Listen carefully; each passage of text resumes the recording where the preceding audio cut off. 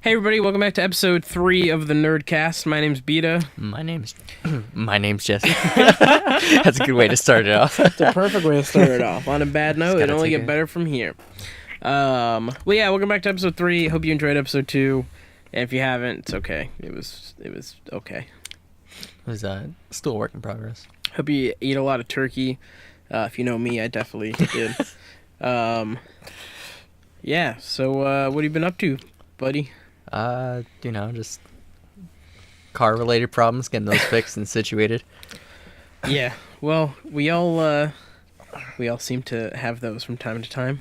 That we do. So I think last week we talked about, or 2 weeks ago, because we skipped a week. Yes. So now we're back. I forget what we talked about on Today, episode the topic? 2. Oh, Yeah. on episode 2, we just talked about the lifespan of, I wouldn't say the lifespan of Xbox 360. LAN parties was a subject. I do remember now. So we talked about LAN parties, talked about the Xbox and stuff like that. Cool. Yeah, I remember that. So if you guys can't tell, we're into video games.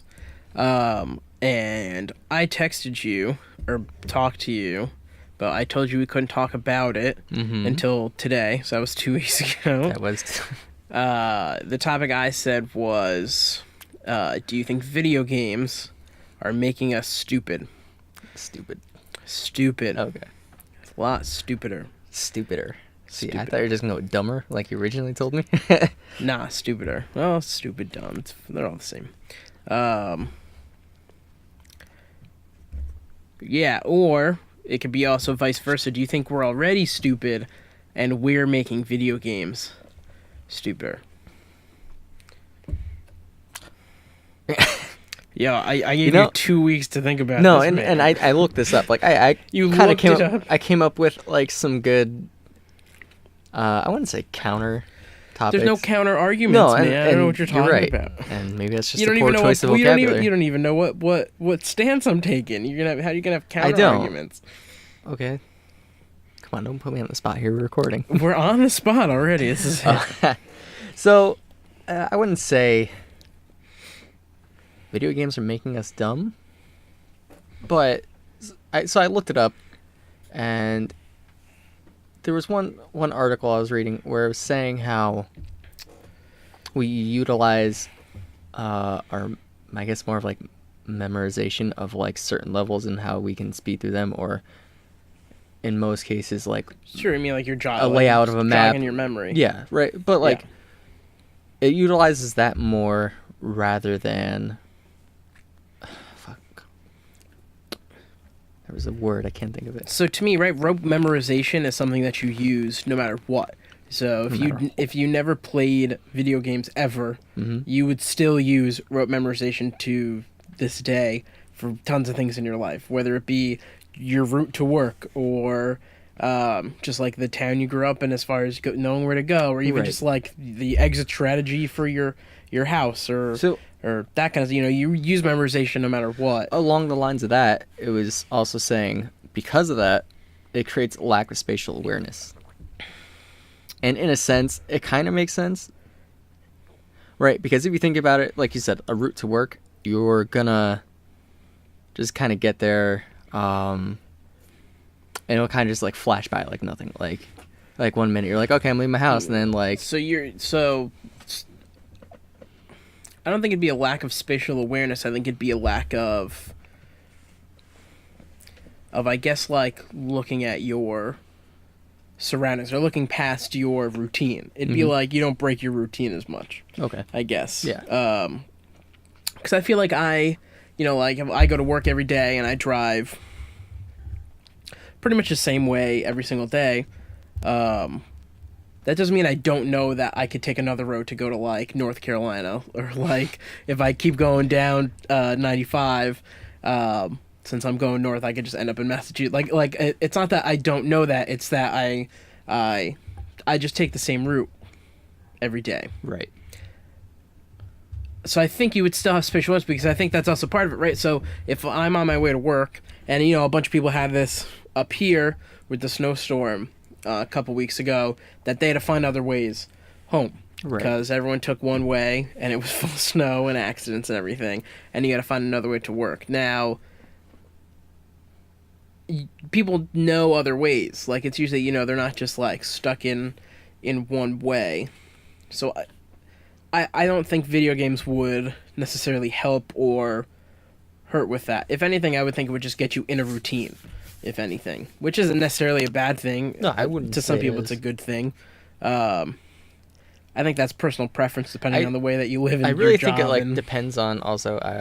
In this case, it depends on the stance of view. Like if you're gonna get like an outside person say video games are making us dumb. But let's use let's say a pro player for example, right? Sure. Call of Duty, Counter-Strike, whatever, League. They're gonna have great amounts of spatial awareness. What's going on around the map? Audio, visual cues, all that. Yeah. Again, I think they can memorize a lot more about the map itself and the game, and, right? And this gun does there are people in. I think we were talking about Halo last time. We were talking about the Xbox. We had to be talking about Halo at some point, or maybe it was 2 weeks ago. But we were talking about Halo, and in Halo, it's when you're playing casually, it's just like go, and it's like maybe I'll win, maybe I won't. But in those games, they can really calculate that. It's like, oh, this person has this, or like, oh, this happened to me. They almost to save time, like, give up. Right. It's like, oh, instead of me, like, sitting and making this not, like, ultimately this is not it. It's let me die, respawn, and then, be able to go do something. And I think you see that a lot more with, like, they just know the core, they can memorize, like, just the core values of the gameplay. Right. So, I guess, like, another good example would be to, like, your last man standing in Overwatch. Your whole team's dead, probably waiting back at the respawn area. You're the only one out towards the capture point. Mm-hmm. It would be more logical to die and respawn with your team rather than waiting there holding off. Right, because then you'd have the whole team there. Yeah, sure, right. So they would know. Right. Exactly. Or they just fall back. Like, they would know that maybe losing the life isn't worth it, but if they go all the way back. I think those are the points that I've debated with people in the game, though. I've been watching a lot of MLG for Black Ops 4, and it's much better in Search and Destroy to trade a kill than to fall back and potentially die and not get anything for it. It's much easier to trade a kill or to hurt the guy than just to let me run away, get shot in the back. It's I think those are things you do. In a sense, but I don't think that necessarily would make it. I think those cores were built into the game like the entire time. We might have an interruption. No, we're good. No, we're fine. Yeah, I don't think it necessarily makes it so that makes you smart or dumb. Because again, if you can memorize things, you're good. And some people memorize things better than others. That doesn't necessarily make you. I also think it depends on what genre of the game we're talking about, right? Because I feel like a lot of games are primarily focused on the esports scene. Yeah, I refute that point though. I don't think you could say that some games make you smart and some don't. Right. I was the reason I thought about that was we were playing Fallout 76. This is right when it came out, and you said something, and I said something back, and then a couple hours later I said something. You go, "What? I was just mindlessly playing." That's what you said. It was you said mindlessly playing, and I thought about that, and and that's where we came up with the topic for this No, podcast. no, just thinking about it, that I don't think that necessarily equals immersion, and I think that's where games are trying to go. I think mindlessly playing is actually bad. I don't think that means you're immersed. I think that means you're not playing. If you're immersed in a game, your mind should be in the game. No, and should be focused on. You're absolutely right. Everything there. So if you're mindlessly playing, it's a game where you're not thinking about the immersion. You're not really thinking about the game either. Your brain's just on autopilot doing whatever. And I think those are the games that I think are making us stupid. I was going to say, when it comes down to it, if I really, really want to be fully immersed and not just go on autopilot like you just said, I'd have to be in complete silence, like being in a Discord call or whatever, any other voice over communication. If I'm gonna have like multiple people talking to me at once, it's gonna break my train of thought real easy. Sure. So yeah, games like Mass Effect or anything really story driven, and I want to be fully immersed into it, I'm gonna have to be enjoying that by myself, not with anyone else around. Yeah. So in this case, I wouldn't say there's really a clear objective to Fallout 76. Nope. That's probably exactly why I went on autopilot. Right, but I think if the game was there to enhance something, right? If it's like supposed to be stimulating your brain somehow, you wouldn't be able to do that. Like if I go autopilot on Call of Duty, I die. Like I lose. Like I don't you have some muscle memory for things, but it's like I'm not going to do really well. I'm not just going to like all of a sudden get 40 kills and 0 deaths by going on autopilot. Explains why I suck. But I'm kidding. Or am I? He sucks. He's pretty terrible. Yeah, pretty bad. But if you have a game like Fallout 76 where because there is no clear goal, there are things that you can do in that game, and you could set your own goals for things. And I think that's the part that's not clear, because again, the story for Fallout 76 isn't there. You have to find it. It's like all environmental but I think there are goals to do things in that game. Like there's grinding in that game, yeah, but I don't think you have to play it mindlessly. But I think the fact that you can and that nothing bad will come of it is that's not good, because then you go back to that game every day, you just get used to it. You're like, oh, I did this yesterday, I could just do it again this way, and it's just kind of like this, like it's not challenging in any way. And I think that's where gamers get their benefit from. I think when you see studies and everything talking about the benefits of video games, like critical thinking and like faster responses and things like that from video games, it's because of the challenge of something. So being able to play it mindlessly is why it's bad. Then it's no better than just sitting there and watching like TV. Right. Like just like sitting there watching a show that's like not really funny, but it's just like sometimes it's funny, so you're just sitting there like, huh, and then your brain kicks in when something funny happens. It's just kind of like.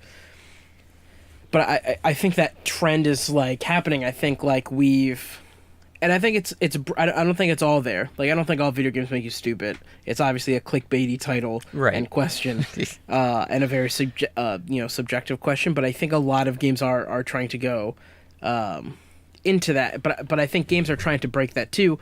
Like we just played Black Ops 4 Zombies, and they have the Easter eggs in all the games, and you could sit there, and Zombies in its own right is a very mindless experience that once you kind of get the groove going, it's just very like, I'm going to run in a circle, kill all the zombies. Right. And I think them adding in the like like training system for the zombies, like the like you can't just group them up and then shoot them all, and the the Easter eggs are trying to break that, because then it makes it a very active experience. You're very invested in like, I think that's one of the things I enjoy about it more than the other zombie storylines. Right. If there was any really, I mean, it was pretty There's been big. Easter eggs like this in every other zombies besides World at War. Didn't have any. Right, exactly. And I haven't really played anything past Black Ops 1, so it's been a while.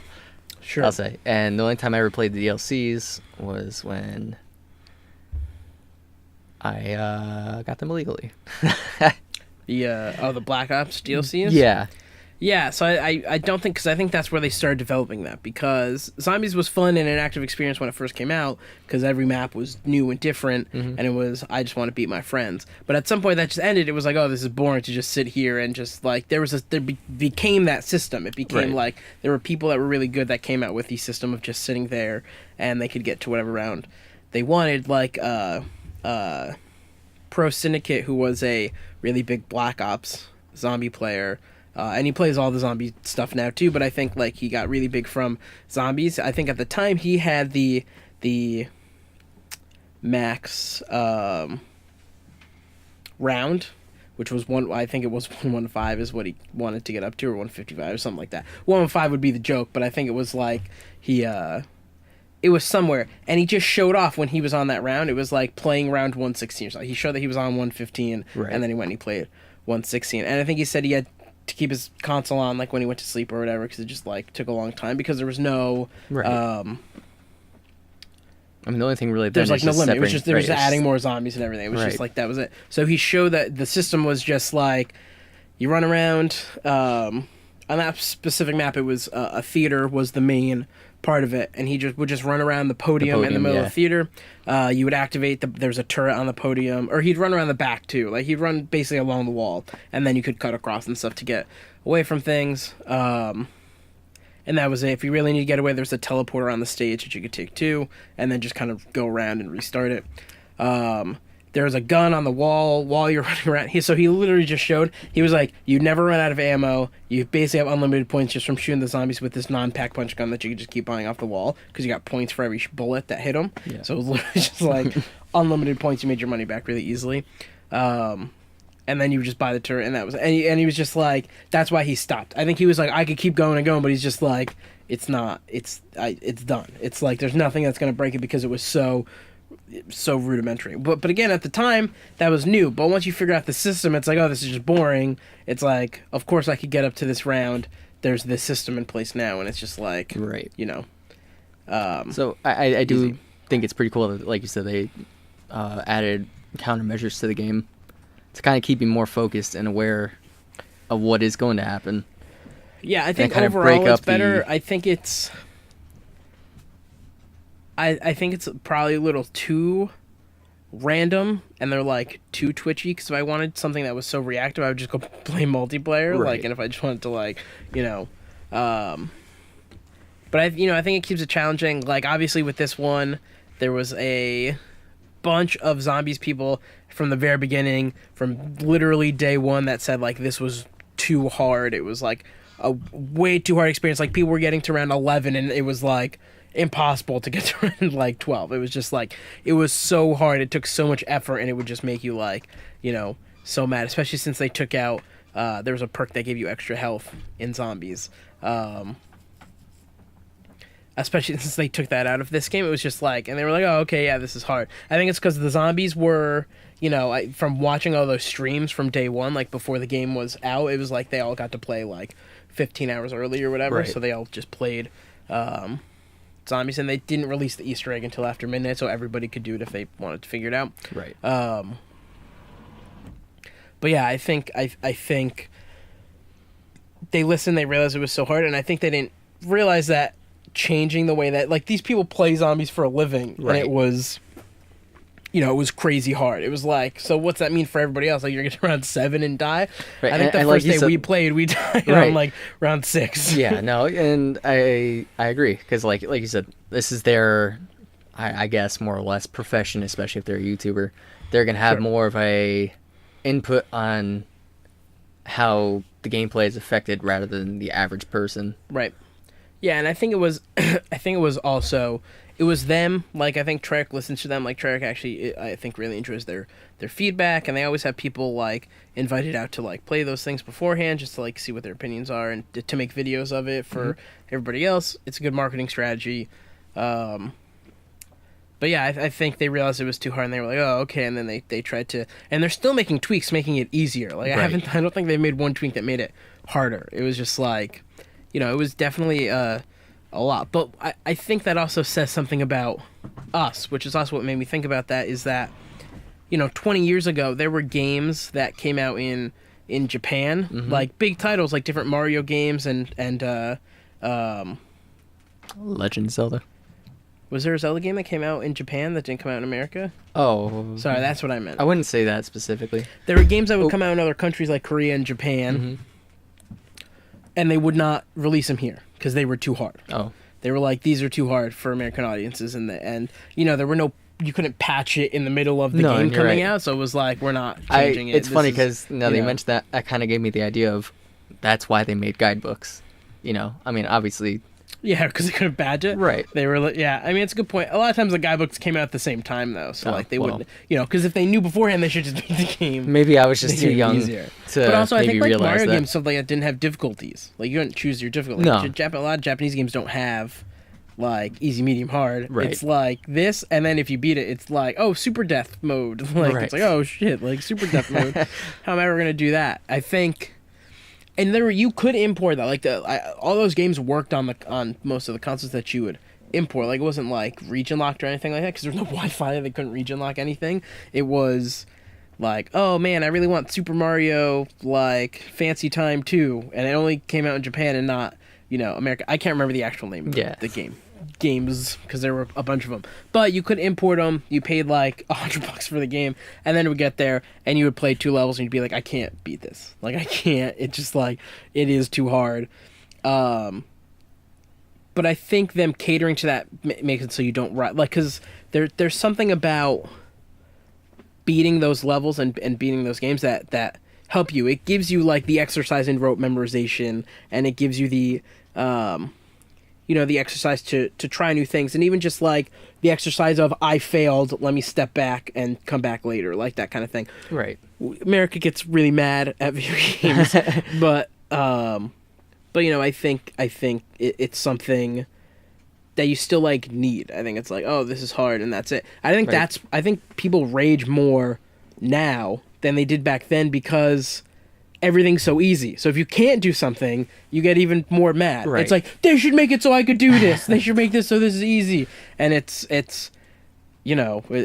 just makes it that much more frustrating when you can't do it. Like, I remember on the GameCube playing the Wind Waker. I was 5 or 4 or something like that. Well, fun game, by the way. But I was like 5 or 4, and probably actually 5 now I think about it.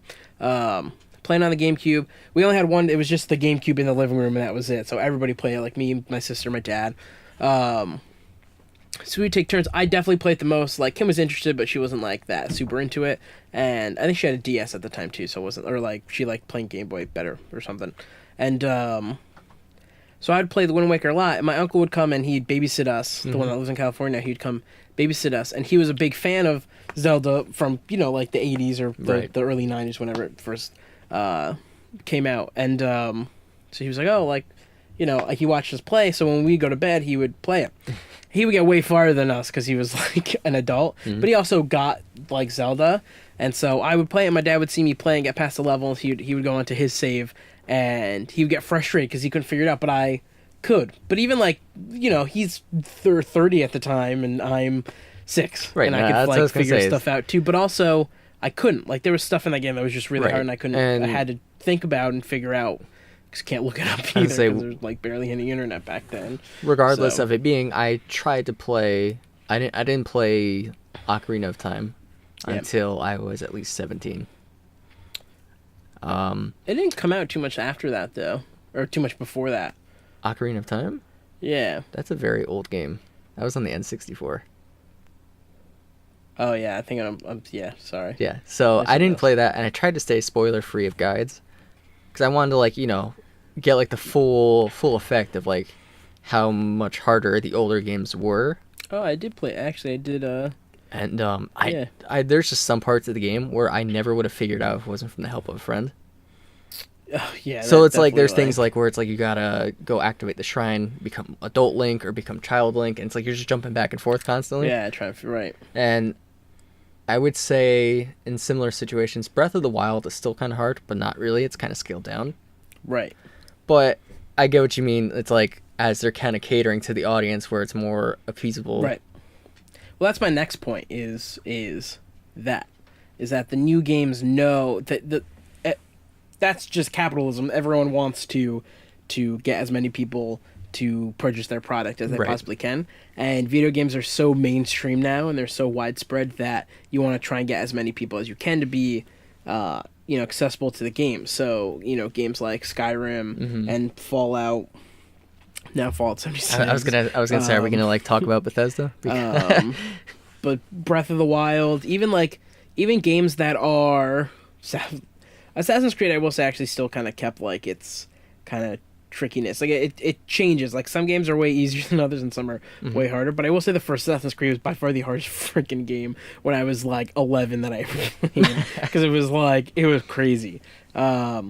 I was also really young. I went back to play it though, and I was like, oh, okay, this makes a lot more sense now. Right. But I think that's always the best part about visiting games when you're older, is like, oh, that makes a lot more sense now. Yeah, but, even like old Call of Duty, I think that's something Black Ops did really well. Not this Black Ops because there's no story, but all the stories in Black Ops, they actually get like progressively like more tricky. Like, it's still easy to beat, Black Ops 3 added in realistic mode, which means you get shot once you die. Okay. Which is like, and I beat it on that, and I wanted to kill myself the entire time.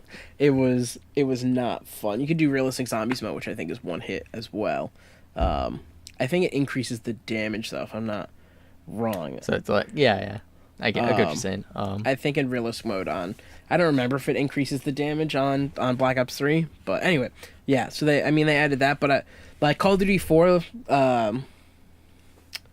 on veteran, it was hard. Like it was not a very easy thing to do. Modern Warfare 2 on veteran was like, it was a little easier, and then Modern Warfare 3 on veteran was easier. Even me and you played Spec Ops for Modern Warfare 2 and Modern Warfare 3, and we went through on veteran. Modern Warfare 3 is way easier on veteran it was, than Modern Warfare 2 on veteran. Like I think every game knows that it needs to be more accessible, and it needs to get more sales figures in, so they want to, capitalize on that. But even in the case of just all games that come out, games that are just of a certain style, like I can't remember the name of a game, but I was telling you, I don't think it was on the podcast. I was just telling you about it was probably last week. I was telling you about my uncle used to play PC games a lot more. I do not remember this. I was telling you that he played PC games a lot more. And I told you that something he used to do is he used to print out stuff or he used to have, write stuff down. Right. That was a thing you had to do for video games, was just like, especially really old computer games, like, way before you and I were born, like, a couple of years, probably like right when we were born in the 90s or the early 80s, was you would play even just like the what are they called, like the written RPGs where it's just all text. You'd go up and it would say like choose an option, go forward, left, blah blah. Even the ones where you'd have to type, they'd say you talk to somebody, you'd be like, ask them if blah blah blah, and they'd be like, okay, well the password to this place is like pomegranate. Right. And you're like, oh, okay, cool. But when you go to the place, you have to type in the password. You're like, oh crap! Like, what was the place? It's like, I've never come across this place either. What place is this? And then, you have like this notebook of stuff that you're keeping down. The internet did definitely make it a lot more accessible to figuring out that stuff. Yeah, that stuff. But they don't include that stuff anymore. I think even like some games on the GameCube and the original Xbox, I had a notebook to write that stuff down. Like someone would just tell you about something, and you're like, oh. I don't think I have a place to find this now. And my old coworker, who absolutely curses Skyrim, for what it's become, prefers Morrowind any day of the week. He was telling me how, in most cases, I guess the quest logs are very vague in that game. Yeah, there's no map in that game either. So he's like, when traveling, they tell you, compass, go to this place, you have to find a signpost, read the signpost, go in that direction. Yeah, or you just have to listen. You have to go up to random people and ask like, hey, blah, blah, blah. And they're like, oh, that's past, like, blah, blah, blah. And you're like, exactly. Oh, okay, past, okay. So then, like, you come to the sign, you're like, all right, they said, yeah. So, I mean, like, that's a big thing, too, is you have to just, like, now it's just, like, the little ticker. A lot of people think that the quest marker is bad because of that. It's a time saver. It is. It definitely is. I want to say, especially with, like, Fallout 76, where it's, like, they want you to find a fuse, or like find a fuse in this scrap of heap, or in this building, or that location. It's gonna have a quest marker that leads you to the location, and once you get inside the building, it's gonna have a marker right over. You mean? Oh, I see what you're saying. It's gonna have a marker right over where you can find it. Fallout 76 is weird because it splits that. I've done a whole bunch of quests that have radial quest markers, where it's just like it's in this area. And it's like, oh, okay. And then you go in the area and you're like, okay, like, could it be in most like cases, here, sometimes. here? I forget where. I'm trying to think. I think most of the quests that were like fetch quests like that, like find, like I had to get blood from 3 different types of enemies. And then I had to find like an action or something like that. Yeah, sure. Oh, yeah, the T-Fuse. Yeah, exactly. Yeah, the T-Fuse all those were radial. Even the T-Fuse was a radial quest marker. It was small. It was like, it's in this building, and you're like, oh, okay. And then it's like, it's a building. There's like 3 spots it could be in. But there was one location. It was at the golf course where it wanted you to find the holotapes. Yeah, the holotapes like just White points Springs. Out. It's like exactly. So it's like White Springs Resort, I believe. Yeah, I was like, find all 7 holotapes. Right. And each one, it got a little bit tricky because there's no local map in the game. But if you were it's just like what floor, you're right. Yeah, exactly. Sure. But even then, it still kind of indicates it's like there's an arrow up. Right. So I had to untrack all the quests, and then, you know, in a sense, it made it a little too easy. I think it's super... So here's the thing, it's like... I went through Fallout 3 not knowing... Because that quest marker is there, but it's also small, and it's always a direct line. It never, like, shows you have to go, like, around and down or, like, stuff like that. So it was a little tricky, because you would go in the direction, you'd be like, oh, a door, and you would just go in the door, and it's like, oh, it's not through this door. It's so like I think that's one of my biggest gripes at Fallout 3 at the time, when I first started playing. I had no idea how to navigate outside of Vault 101. That's why it was fantastic. And after a while, I got used to it. I think after 30 minutes, I quit, and I revisited it later another day, and I was like, oh my god, that makes much more sense. So the cool thing about, and I've sent you a few videos about why Fallout 3 is good and why Fallout 3 is bad, and in both things, they both mention that first time you exit Vault 101. And when you exit the vault, you're like, Fallout is a post-apocalyptic game set in like a timeline that diverges from ours, somewhere between like World War II and I don't know, something. Anyway, it's pretty much like the Earth, but it's just like everything uses like fusion instead of fission or something. Anyway, post-apocalyptic, takes place in like the near future. It's like it's not near anymore. It's like the war started in the near future, but it takes place in like 21 something. Most games, more or less. I think the actual storyline always starts off around the year 2077 when the bombs fell. As far as I think that's where most games try to start it off. You mean like the slideshow? Like just in general, yeah, like the setting. I know it predates that a lot, but in most cases, I think that's where Fallout 4 picks up. That's where. No, 2077 is when the bombs drop, like the day. But they don't pick up there. No, but I think that's kind of where they try to emphasize where it starts. I guess Fallout 4 does. Like, Fallout 4 is like, because you're in the pre-war, so you are in 2077. And Fallout 76 takes place only 25 years after that. Every other game, though, like when it's your dad, it's 21 something, 2190 something or whatever.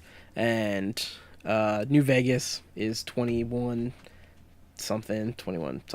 I don't think a lot of them start off there. I think they all just show, like, Fallout 3 and Fallout 4. All the Bethesda made Fallouts focus a lot on the war and everything like that, whereas the other companies, like the Interplay that made the first ones and Obsidian that made New Vegas, they focus more on the current world and just your situation.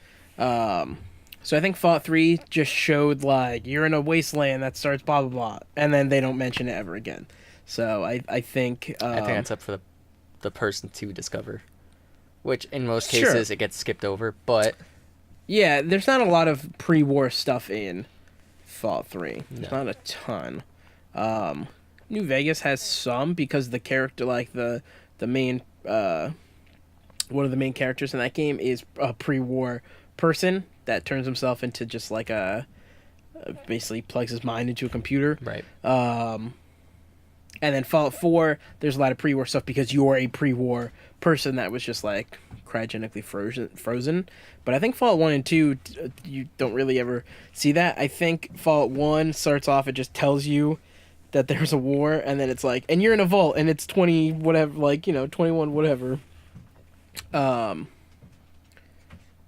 Anyway, both the videos about Fallout 3 mention exiting Vault 101. And they both say two things that are vastly different. And I think that's what makes it a good game. Is that the guy says, you get out of the vault, and the guy that doesn't like Fallout 3 says, oh, wow, like, you have nowhere, like, you don't know where to go. It's like, oh, yeah, you do. There's a quest marker, like, right on your lock. Because as soon as you get out, it gives you the quest to, like, where to go. So he thinks when you get out, it shouldn't tell you to go to the nearby town. It should just let you discover and explore it. Right. However, the guy that likes it says that you literally can go anywhere you want. Like, the quest marker just says there's a thing here. Right. It's a little ticker that just says there's a town here. But just even the way the map is designed, it leads you not to the town, it leads you to the city right before the town. Right. Because it leads you down the path, and then the path is blocked off by, like, a guardrail that you would see, like, on a street or on a highway. Yep. And then that road leads you into the city, and there's a sign in the city that leads you to the nearby settlement. Mm-hmm. But you've explored half the city already, and you're like, oh, okay. Like, there's way more stuff. Like, it's the map design for it is big. You literally could have hopped down and just turned around and went like the other way if you wanted to. Like, it wouldn't matter. So yeah, I mean, like, I kind of agree with the tick marker thing. Like, it'd be cool if, like, if it didn't give you the quest until you like found the location. But then you could also wander literally forever and be like, this game doesn't have a quest, like a main quest. So like, I think it's good that it gives you something to start off with. If that were the case, and if they did avoid the quest marker, I think that could definitely be introduced through dialogue. Because if I remember it's been such a long time. But through dialogue. Yeah, just like saying, oh, go visit Megaton. You don't meet anybody. You don't. That's the thing. That's why they just give you the quest mark. You don't see anybody. But like I said, they could Your first encounter, actually, if you don't go straight to Megaton, is with raiders. Is it? Oh, well, you see the iBot. It's the iBot. Oh, yeah. And then you're like, holy shit, like a robot. But then also, if you just explore that town, it's raiders. You just see a bunch of dead bodies and then raiders. Yeah. In a sense, you're right. Because if you go to that town and you don't go to the school where all the raiders are, and you go to there's only one other house that you can enter that's not like blown to smithereens, and that has someone in there that gives you another quest. Yeah. Well, she gives you the quest. Oh, too. She does. Okay. Yeah. If you haven't discovered, she goes like, "Oh, you're here to kill me." Yes. Yeah.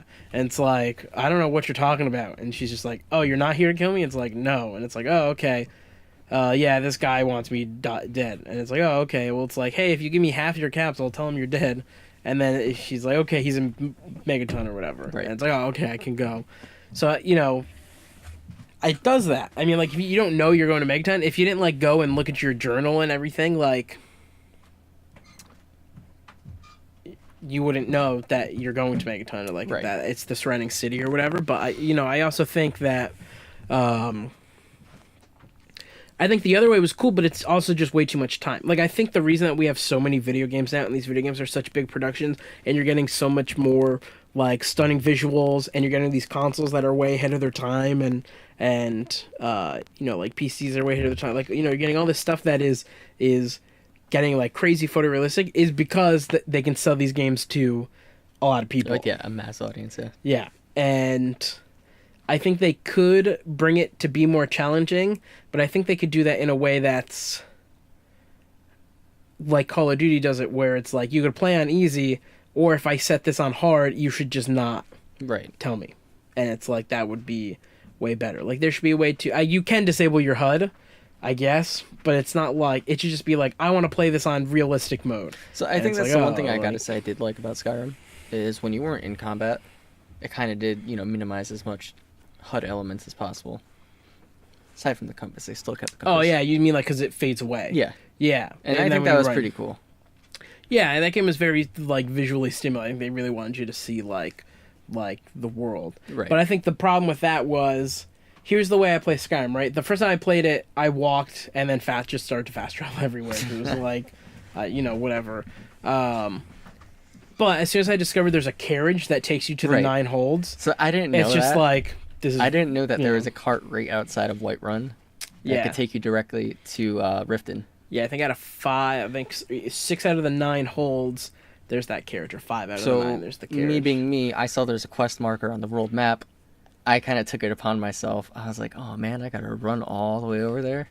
Which is perfect. That's how cool. It should be. Right, exactly. And that was pretty cool, because like there's so many. But then I bet you fast traveled back there when you went to go back there. Yeah, so here, but I was already like problem. A seasoned Bethesda player, so I already kind of knew how to work the system. But to like a new person, though... Right. That's my problem. Is like... Fallout 4 did a really cool thing. The map itself is not... It's big, but it's not super big. Like, if you wanted to run across it, like straight across, you could do that in 40 minutes or whatever. Right. Which is still a long time to run across a freaking map. But...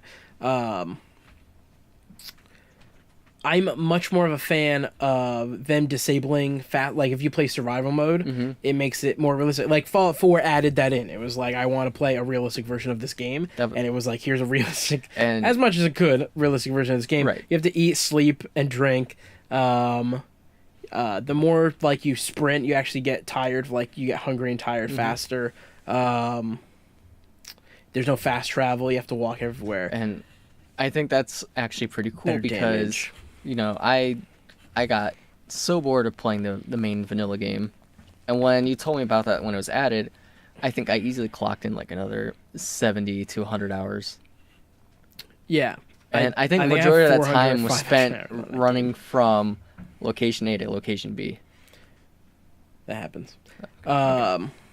Yeah, so that's my problem with it, right? Is they added in this really cool mode, and if you combined that mode with like Skyrim, that'd be way better because Skyrim has a way for you to travel around. Wouldn't they implement that into the special edition? You could buy it. It was a mod. The guy put the mod up on the Creation Club, and you could buy it. Someone made that mod before. You get cold if you're in snowy places. Right. I believe so you have to put on like called a jacket realistic needs and diseases, or it's something like that. I think they renamed it to survival, probably. And then he probably in the for the lack of a better title. Actually, I think that title is actually you can still download that from Nexus. I think that might be somebody else, like realistic needs, like disease, whatever. That mod's also kind of incomplete because I actually don't think that mod requires you to like drink or sleep. Okay. Because I don't think Bethesda thought about drinking in Skyrim, so there's like wine and stuff, but there's no. I don't think there's water. So in the famous words of the Hound from Game of Thrones, "Fuck water, bring me wine." Yeah. There's no water. There's literally, I think, just wine and like whatever the other crap Meads is. and mead and right. There's no water, so I don't think there's drinking in that game, which is fine. Like I honestly don't really care about it. A lot of people actually hate that in games, which is why I think it's cool that the option is there because some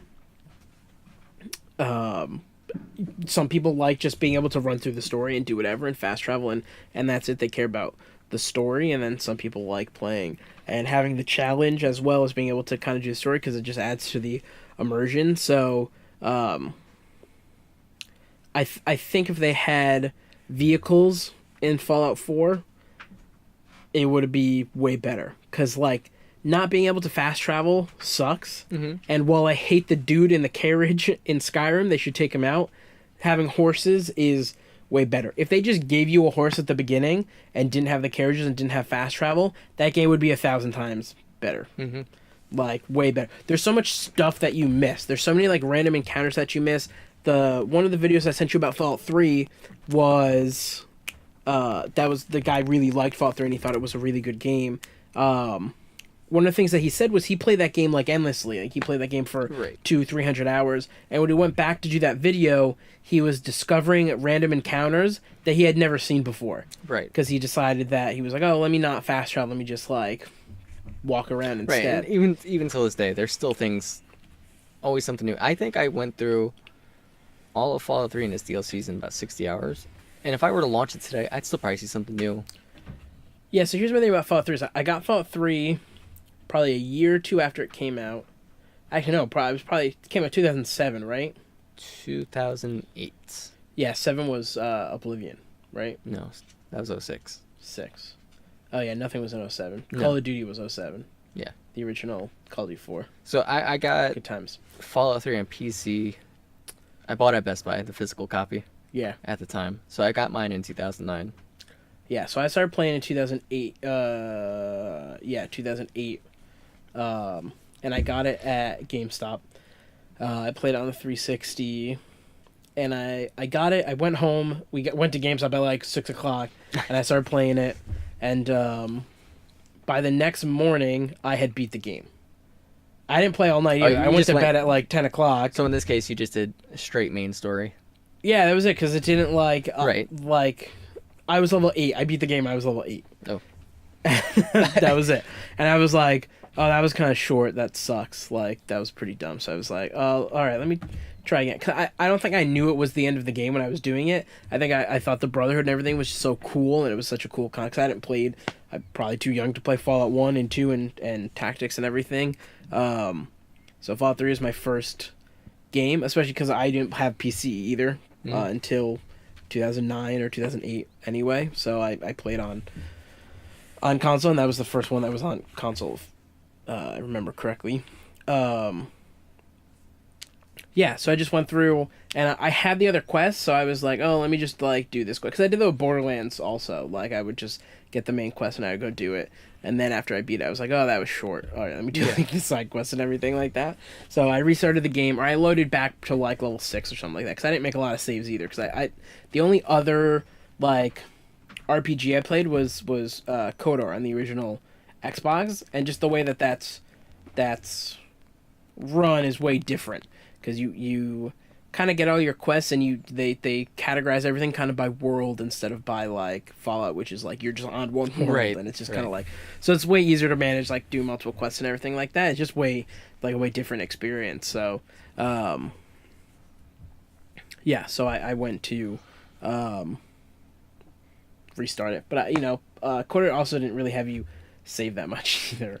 So it was just like it had auto saves, and that's all I really did. It did have auto saves, but you couldn't quick save on the console, by the way. So no, that's the thing. You'd hit start and you'd hit save, and that's it. But I believe it had multiple auto saves. It would do one or two, right, instead of just like one. From what I remember, well, that was PC though. So yeah, and then I usually only if I died and I got back there, I would save that way. It was like trial and error for me. It wasn't just like only preemptively save before I go do this. Right. Like, no, and that's I think that's always whatever. the thing. I think when I first started playing Mass Effect.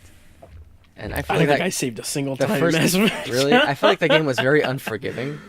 I should have done that because I wanted to change decisions, but I never would do that. And the thing that sucked is you couldn't save during a dialogue sequence. No. So it was like, make your decision. And you're like, oh shit, I don't know what decision I want to make. And it's like, oh, my last save was like 40 minutes ago. And it's so like, I gotta say, again. I think games like that where it has a dialogue, in this case, let's say Telltale games, you're always timed on your choice of dialogue. So you're not sitting there better. like... Right. Yeah. You don't like that? I know. I do like that. Oh, you do like that? Yeah. So it kind of like games.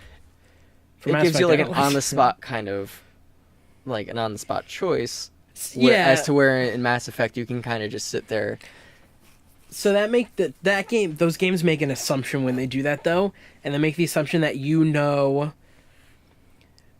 they make the assumption that you're immersed as your character. Especially the games like Telltale games are different because you're playing as a character and you just get to choose like what they would want to do. And some people play it differently, like, oh, what would he do? Instead of like, what do I want to do for this character? Right. But when you play Mass Effect or Fallout, whatever, you're like, what kind of character do I want to be? So like, do I want to be, or like when you play KOTOR, it's like, do I want to be light side or dark side or like middle of the road? And you're thinking about your character like while you're doing that. But if you're not immersed in the game, like there's just some points in Mass Effect where it's just like you would have hit pause and you went to go do something, like you came back, you hit on pause and you get into the game and there's just like, do you want to kill me or am I gonna kill you? And it's like, I don't know, what was I doing, like what was my character, like it's just like it's then you just start thinking in like your gut instinct of like what you would do, and it's like, oh, this guy's a dick, I'm gonna kill him. Like it's just like that's what I would do in real life, like so I kind of don't like it for certain games like Mass Effect. I didn't like it for a lot of it because there are dialogue choices in Mass Effect. I don't remember Mass Effect 1, but Mass Effect 2 and 3, there are like dialogue choices that aren't timed. The ones that are timed are usually if it's I wouldn't say it's timed. It's more so to get like the benefit of Paragon or Renegade. Right. So those are the timed things. Those are the timed ones, which didn't really come up as often as you might think. Yeah, they did come up. In Mass Effect 3, they came up quite a bit, but Mass Effect 3, your options were also very limited. It was like way less, like in your, I guess, like way less in your face or whatever, or way more in your face. Just about like, this is good, this is bad, choose an option. Right. And that was it, so. I think kind of once you figured out the system, though, it's kind of like, oh, okay, that's good, that's bad, that's good, that's bad. Yeah. It's like I like that way better, though, because there's some game, like, it sucks, but I like playing games where you're immersed so much that you know that your character's going to say a good thing or your character's going to say a bad thing. And in Fallout, they kind of have that where, like, if you spam A or whatever, that the top option's usually the good option, but every now and again they flip that, and it's like, the top option's a really bad option. It's like, I didn't want to do that, I didn't want to do that, and it's like, you gotta, like, take me back. And so I kind of didn't like, especially just for replayability purposes, like, it just kind of, like, stinks if it doesn't keep that order, but then it also like gets stale after a little while if you know exactly where it's going to be. Right. So this is just, I get a good option. So I think that's kind of one of the things I liked about in this case. I wouldn't say 4 so much because like they always did limit down the dialogue option to choices, but the expanded dialogue And that's one thing I liked about it is because it actually gave you more. I like that the expanded dialogue option showed you how like lazy some of that was, though. Yeah. How it was just like, because I think it gave you like, it gave you a good option, a bad option, like a question option, like a what do you mean, and then a usually like a sarcastic or like a like fuck you option, right? Which was, and there were some of those where with extended dialogue interface it takes like, because it was either like on PC it was like hit up, down, left, or right, or like it was I don't know how. I didn't use a keyboard for Fallout 4. I used my controller when I played on PC. The arrow keys. Yeah. Oh, yeah, it was the arrow key, so it was up, down, left, or right. Yeah. On or console, you use the mouse alternatively. Yeah, on console it was A, B, X, or Y, or square, triangle, X, or cross, or whatever. I don't even know. I use a PlayStation controller. I don't even know what the buttons are. One of those, and then extended dialogue interface takes those options and makes them in a box and actually extends them. So, like, instead of it saying this is the sarcastic option, it actually tells you what the person would say, which kind of makes it so you can make your choice a little bit better. Because sometimes the good option is like, you think it's going to be like a caring option, but it's really like a no, do drugs. Like, that's good. It's like, no, I didn't want, that's not what I meant by good. Like, I didn't want, you know, that was something that in Mass Effect I always didn't like was. I feel like, so the choices, it was a very short sentence, and sometimes maybe like 2-3 words. Yeah. And it was the exact opposite of what your character would actually say. Right. It was just like, sometimes it would be like, who is this? And it'd be like, who the fuck is this? Like, exactly. I didn't want to add the fuck in there. I thought I was just asking who this is. I'm just trying to be nice. I'm sorry. Right. It was just like, yeah, it did that a lot. Or it would just be like, hey, how are you? It'd be like, hey, big guy, how are you? It's like, I didn't want to say that either. Like, I just want to just be professional here, and you're really making this hard. Like, yeah, I like the extended dialogue interface, but for Fallout, what that did a lot of times was sometimes all 4 options were literally the exact same thing, because they didn't want you to have a choice for that thing. They wanted you to just say whatever. So your sarcastic option, right. No, and your option, and that happened like multiple times. Like, it wasn't just one option. It was like there were multiple conversations where sometimes it would be 3 of the options were the same exact thing, and besides the question. That kind of sucks, because when you realize it really like narrows the game down to how much you can limit your imagination to. Yeah, so I think they really wanted to bring the game forward into a big AAA title by being fully voiced, and I think that's where Mass Effect was better. Cool. I like Fallout way better when it's not fully voiced, because then it's my voice. Right. It's the character's voice I make up for it. And there's a lot of cool moments with it, but there's also a lot of moments that pull you from the immersion, because you'll say something, right? It'll say like, it'll say like, where's my son? And you think it's going to be like aggressive, like, where's my son? But but instead it's like, where's my son? And it's like, I didn't like, my character would like, I don't want my character to do that. It's like, I think it really pulls you out. Like another cool thing, I've showed you some of his videos, but there's a YouTuber called Oxhorn, and he does lore videos for Fallout, and he does pretty much exclusively just Fallout. And something cool that he does for the old videos is he'll read the dialogue options for Fallout 3 and New Vegas, and he does some Fallout 1 and 2 videos, or I think just Fallout 1 so far. And for those, since they're not fully voiced, he gets to read the options, and he does it in like a really cool way that it's like, oh, like this is cool. Like, he gets to add his character onto this character, and he voices it in a way that is just like, oh, like he knows the backstory of this character, so he gets to say this line better, as opposed to like a lot of voice actors in a booth, they just get the line and they're told like, be sad for this one, and it's like a lot of them go in depth and try and get all of it, but it's like it's hard to do on the spot. When you mentioned the YouTuber, I remember I did link one of my friends who's also a big Fallout fan. He didn't like his style specifically because it sounded like he was telling a child's story. So he didn't like the format of the video. Pretty much. He's exactly telling a story, though. Right. Every one of his videos is a story of whatever. Right. Which is something that's really cool, and it makes you realize how much stuff you missed from not looking at from looking at just quest markers and not looking around the world. Right. It's like, I've passed that 7 times, and it's like, I had no idea because I'm just following my quest marker, and I could have stopped and did that quest, or I could have stopped and just read that terminal or looked at that note, or Right. you know, and I didn't. And yeah, his videos are in that format. He's not telling them to a kid; it's storytelling. But from an outside perspective, like, I could see why it would be that way. If you don't like plays or musicals or even like certain types of movies and stuff like that, it's very theatrical what he does. Like, you have to do that to get your point across. So I assume the person you sent it to probably isn't very theatrically inclined. Not at all. As a person, right? Not at all. And so you like, people tend to be to look down upon that, you know, on that stuff.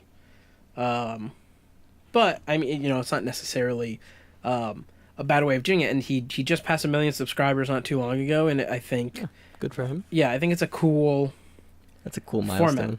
Yeah, he has 1 million subscribers for literally putting out one type of video, and that's it. He's never not put out a Fallout video. They're all Fallout lore videos. So he's Right. doing it for 76 too. Like, you know, there's you know, 1 million people that liked that and subscribed to him. Right. So, you know, I think that's a format that works. And there's no, I can't think of another way to tell a Fallout story without telling it like a story. You know? Right. So, yeah.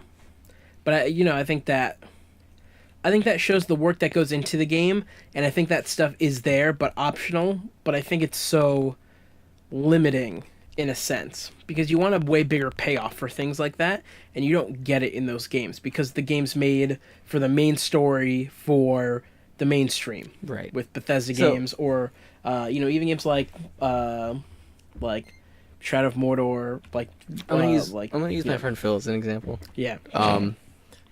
He did not like listening to any of the holotapes. He did not like reading the terminals in Fallout 76 Yes, specifically. yeah. And he just wanted to go and kill stuff. In this case, Yep. I would say that's kind of playing mindlessly.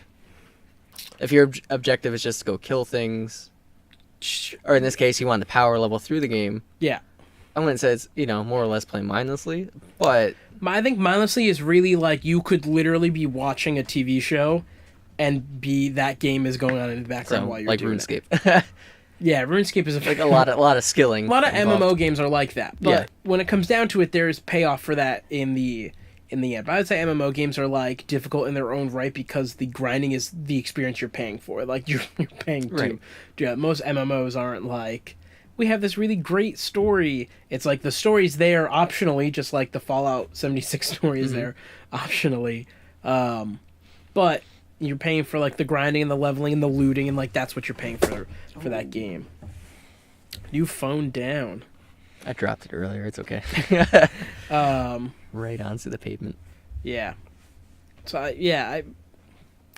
I think I like having a way bigger payoff for the story in that way. I think that's something that KOTOR and Knights of the Republic and Knights of the Republic 2 did really well. Is that, and same with Massive, like BioWare's really good at that decisions that you make and all the optional things that you do pay off in such a cool way. Even if it's small, it's cool to see something that you did optionally.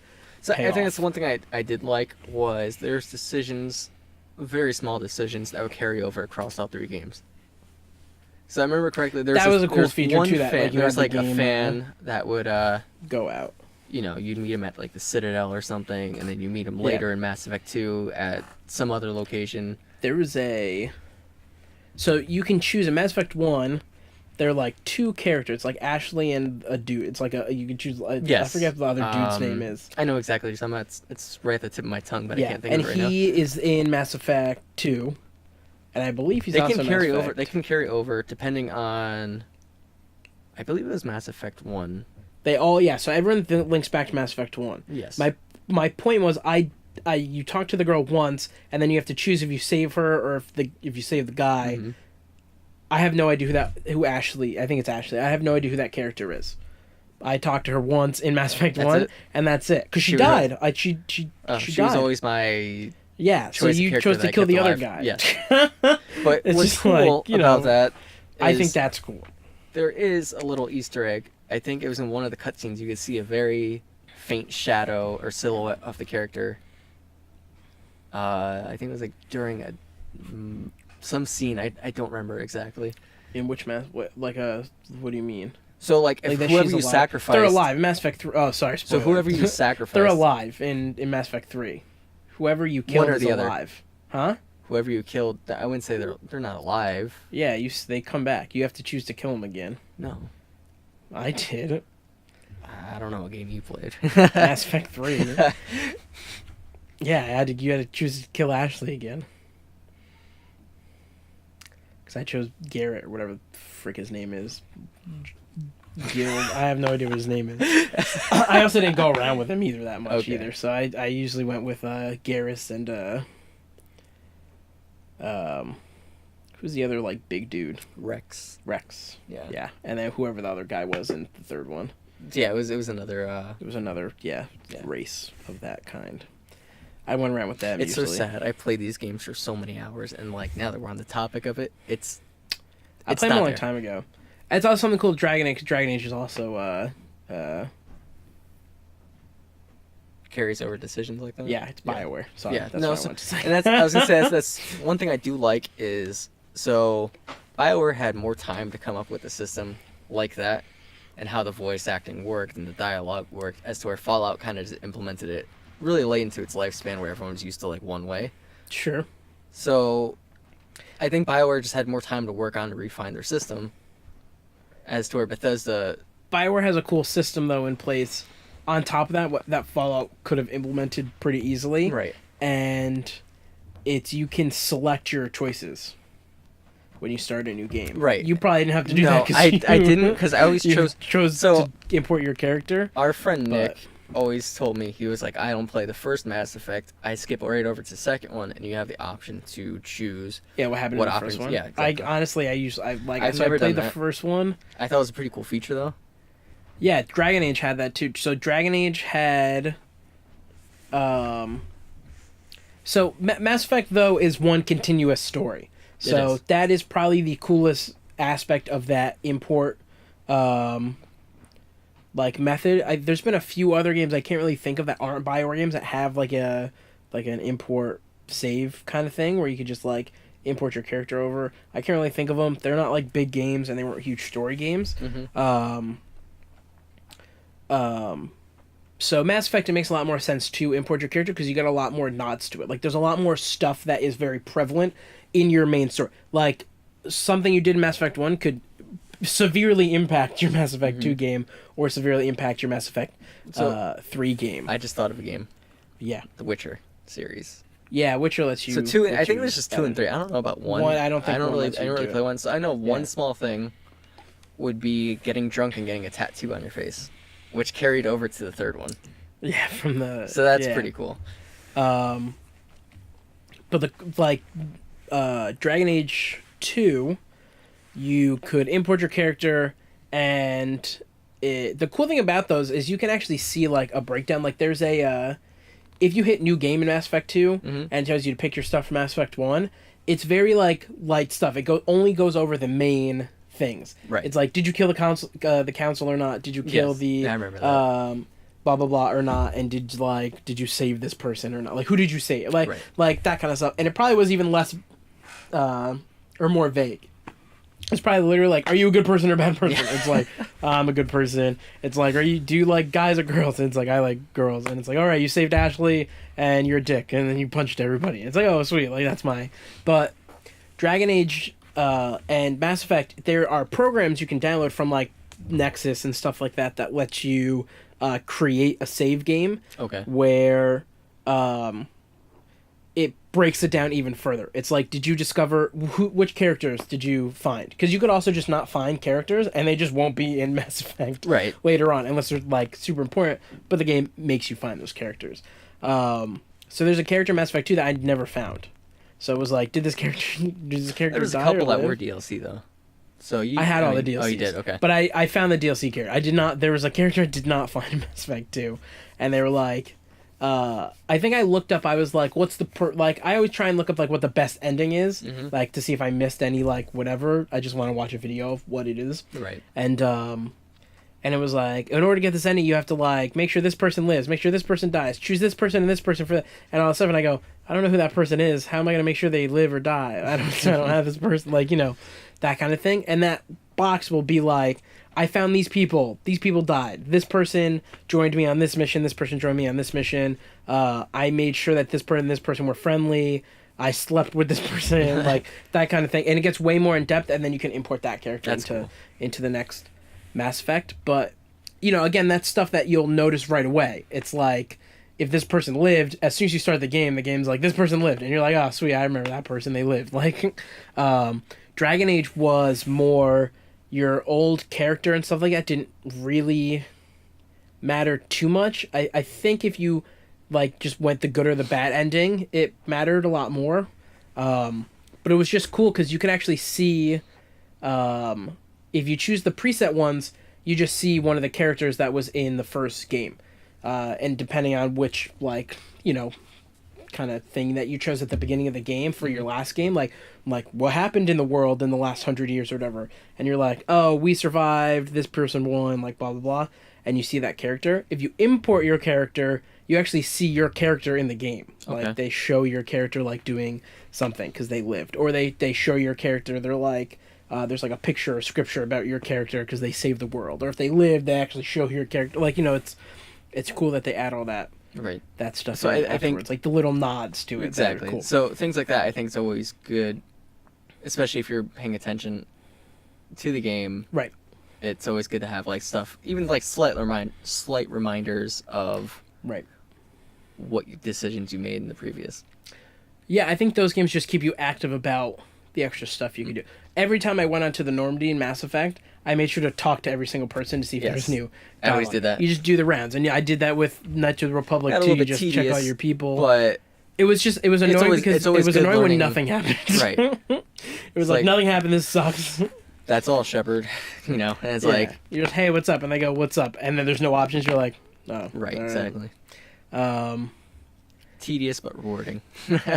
Right, and I think that's what a lot of games are missing now. But then you have games like Red Dead Redemption 2 that are crazy in depth with just like the immersion and everything like that, and the games themselves aren't mindless because you're actively like in the world and stuff like that. Like I think a lot of games are trying to break those stereotypes of just being like video games, because I think when outsiders talk about video games and how video games make you violent and how people are, oh, you're dumb because you play all these video games and all this stuff, I think they're looking at the outliers of the situation, and they also don't see the like game itself. Like from an outside perspective, Call of Duty is just shooting people, right? And it's like, yeah, I mean, like, sure. And being a tax count's counting numbers. It's like, that doesn't make sense if I described your multi-million-dollar job as counting numbers. Right. Like, be fucked up. But there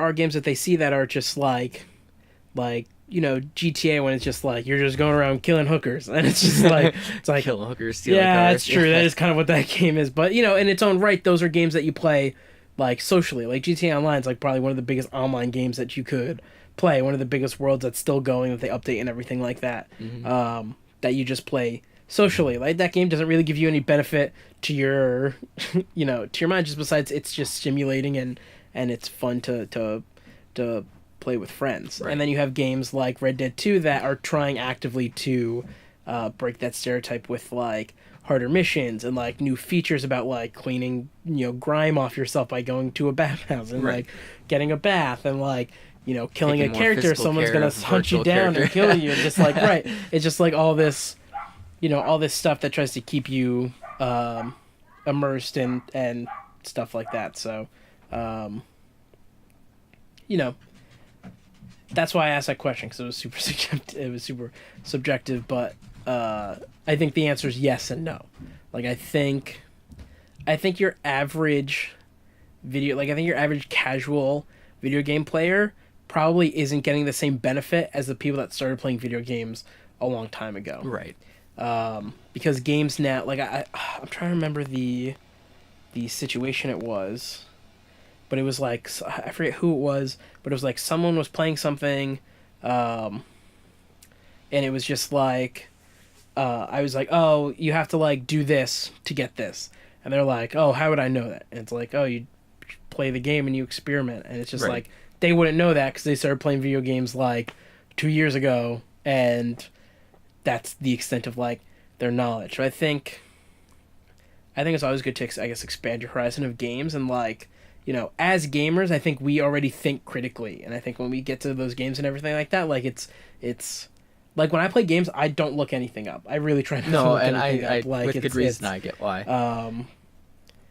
Unless it's like really like I'm literally gonna never play this game again if I don't pass this part, then it's like, all right, I'll look it up, but yeah, I try and just go through everything and figure it out, because that's when you get the cool moments with Mass Effect. Me and you played Mass Effect all the way through. We played countless hours of that game, and we've had two completely different stories, and probably many of the moments are not the same at all. And I think that's what's, that's what's cool. It's fun to share your moments online, but I think that also makes you dumb, like not inherently dumber as a person, but just like it really like weakens your brain. Like I think it really like doesn't like stretch your imagination and really like flex those brain muscles to to do stuff like that.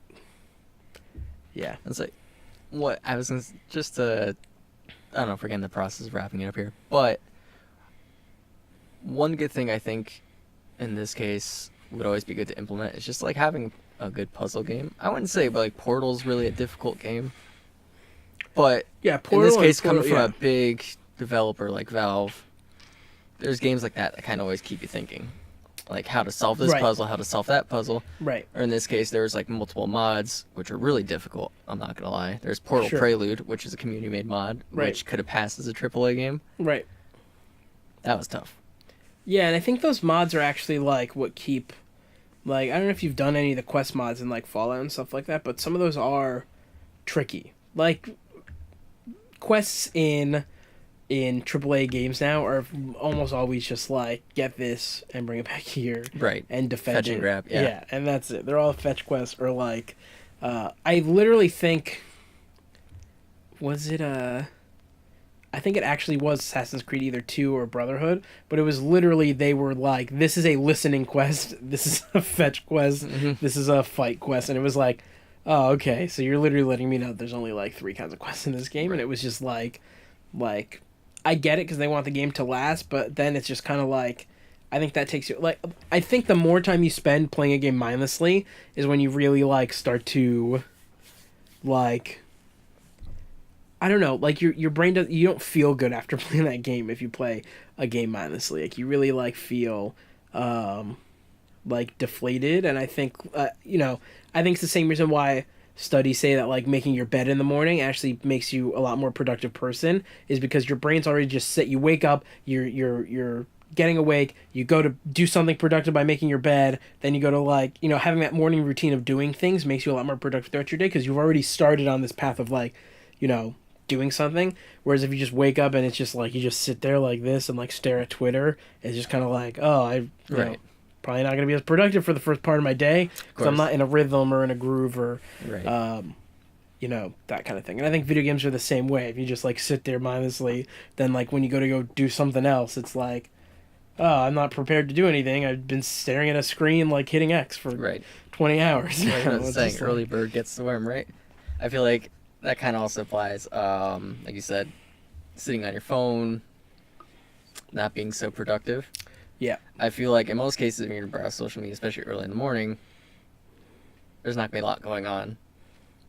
Yeah, unless like you're just catching up on the... Right. On the, we also go to bed really late compared to normal people. I mean, that changes for me. For like the last 3 months, you've gone to bed at like the same time almost every night. Yeah. It's 2 in the morning is pretty... That is not accurate at all. It's pretty accurate. I only know that because you've sent me a text, I think, like 4 times throughout the last like 2 weeks at 3 in the morning. Like, look at this meme, like, or on Discord. Like, look at this, look at this funny picture or whatever. The stupid Pikachu thing. It's just like you've done that multiple times. So we get off Discord at 1 o'clock in the morning, and you're still sending me messages after that. So yeah, you go to bed really late. So you've seen your whole social media while everybody else has already been asleep. But a lot of the world goes to bed at 10 or 11 o'clock, and a lot of other people go to bed at midnight and 1. So there's stuff to like look at, especially like Twitter and stuff like that, just with different time zones and things. You see a lot more news and stuff like that on those outlets. And that's okay to wake up and like see the news, like, you know, but it's just like if the first thing you do when you wake up is look at your phone, then it's like you know, I don't know. I think it depends what you also do on your phone. If you're sitting Right. like scrolling through Instagram at, you know, the moment you wake up, it's just like you're already not doing anything with your brain. You're looking at pictures like so yeah. Yep. All right. That's We're it. gonna wrap it up. Any last words? No, sir. Actually, yes. No electronics in the bedroom before you go to sleep. But you do that anyway. Your entire bedroom is Okay. all I electronics. can contradict myself. It's true, you can. Is that really your last word? Sure. No electronics in the bedroom? Yep. Well, since most people use their phones as alarm clocks, I'm going to say you can allow electronics in your bedroom. Because I don't think anyone owns a regular alarm clock anymore. Yeah. All right. That's it. Thanks for watching this week, the Nerdcast. I think we got through some pretty cool discussions. Don't forget to follow us on Instagram, Twitter, Facebook, where it hasn't been posted on forever.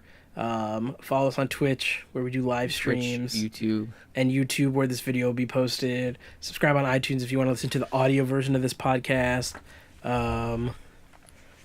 I think that's it. We're planning like a whole bunch of different things. Different live streams. I have a bunch of different videos planned. So there's some new stuff coming. All right. Thanks for watching, guys. See you guys next week. Peace.